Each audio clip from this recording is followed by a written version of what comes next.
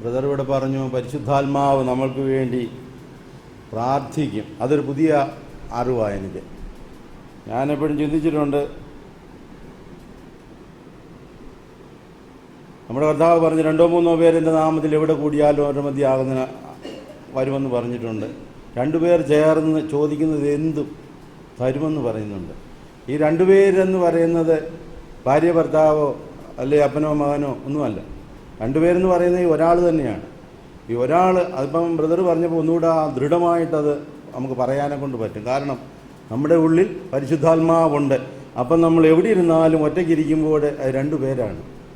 നമ്മൾ ആ പരിശുദ്ധാത്മാവിൻ്റെ നിറവിൽ പ്രാർത്ഥിക്കുമ്പോൾ നമുക്കത് കിട്ടുന്നു എന്നുള്ളത് ബ്രദറിൻ്റെ ആ ടോക്കിലൂടെ കൂടുതലായിട്ട് ഉറപ്പിക്കാനെ കൊണ്ട് പറ്റും. പരിശുദ്ധാത്മാവ് നമുക്ക് വേണ്ടി വാദിക്കുന്നു, പ്രാർത്ഥിക്കുന്നു.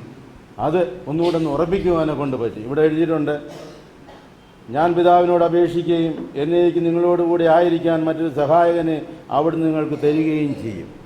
അപ്പോൾ ആ സഹായകൻ നമുക്ക് വന്ന് നമ്മുടെ കഷ്ടപ്പാട്, ബുദ്ധിമുട്ട് ഇതിൽ നല്ല മിടിവിക്കാനും, നമുക്ക് പ്രാർത്ഥിക്കാൻ അറിയത്തില്ലെങ്കിൽ നമ്മളെ പഠിപ്പിക്കുക, നമുക്ക് വേണ്ടി പ്രാർത്ഥിക്കുക.